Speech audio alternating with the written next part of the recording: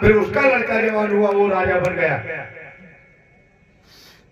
तो वही बाबा साहब ने जब भारतीय संविधान पेश किया और हमारे लोगों को वोट का अधिकार दिलाया, तो उन्होंने कहा था कि आज हमने पहले राजा रानी के पेट से जन्म लेता था, लेकिन आज हमने वो कोख फाड़ दी है, अब राजा मतदान पेटी से जन्म लेगा। लेकिन हमारे लोग उस चीज को नहीं समझ पा रहे। देखो भाई, जो पीने वाला है वो तो चाहे घर का आटा बेच के पीना पड़े और चाहे 2-4 बीघा खेत बेच के पी जाए, लेकिन जो पीने वाला वो तो पीता ही है। लेकिन ये समझो, वो 2 दिन कोई अगर फ्री में तुम्हें पिला देगा, वो नहीं पियोगे तो क्या मर जाएंगे हमारे लोग? जो मुर्गा मछली बकरा खाने वाले लोग हैं, वो तो हफ्ते में 2-3 बार तो खाते ही है, भले मुर्गे की खा ली ले आए, है कि नहीं? अगर तुम्हें 2 दिन कोई हराम का खिला देगा, अगर वो नहीं खाओगे तो तुम्हारे घर में ऐसा नहीं है कि भूखमरी आ जाए। आपको फिर 5 साल क्यों नहीं लोग खिलाते आके? सिर्फ 2-4 दिन क्यों खिलाते? क्यों? उनका जब तक काम है तब तक आपको खिलाएंगे पिलाएंगे। वही कहते हैं ना, बकरे को काटने से पहले चारा खिलाया जाता है। तो हमारे लोगों का वोट लेने के लिए हमारे लोगों को शराब पिलाई जाती है। आपने क्या कभी सोचा या गौर किया कि ये दारू के पेटियां चमार पासियों की ही बस्तियों में क्यों खोली जाती है?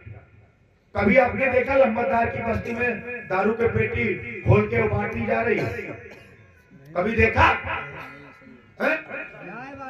कभी देखा महाराज जी की गली में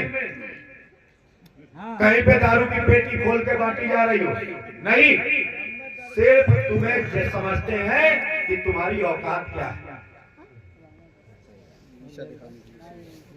जिस दिन आपने शराब पे बिकना बंद कर दिया, 200-500 रुपए पे बिकना बंद कर दिया, और ईमानदार नेता चुना, और ईमानदार नेता तभी चुन पाओगे जब तुम्हारे दामन में दाग नहीं हो।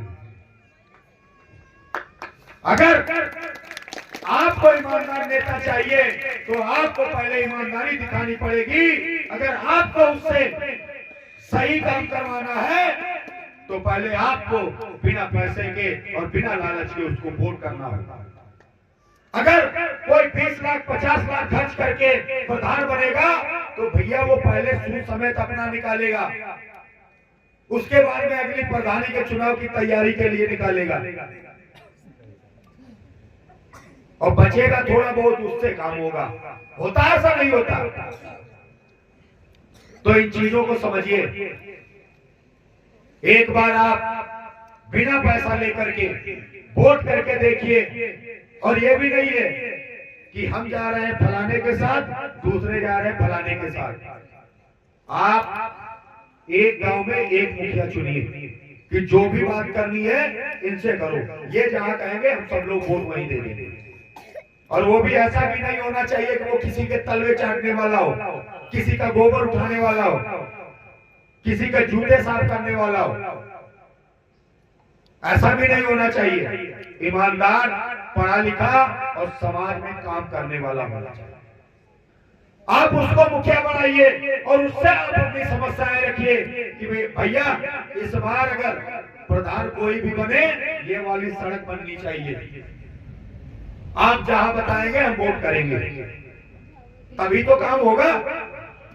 4 लोग किसी और के साथ हो, 4 लोग किसी और के साथ हो, कोई मतलब नहीं बनता। हमें भाई बाबा साहब ने क्या कहा कि शिक्षित बनो, संगठित हो और संघर्ष करो। जब आप संगठित होंगे तभी आप संघर्ष कर सकते हैं सही दिशा में।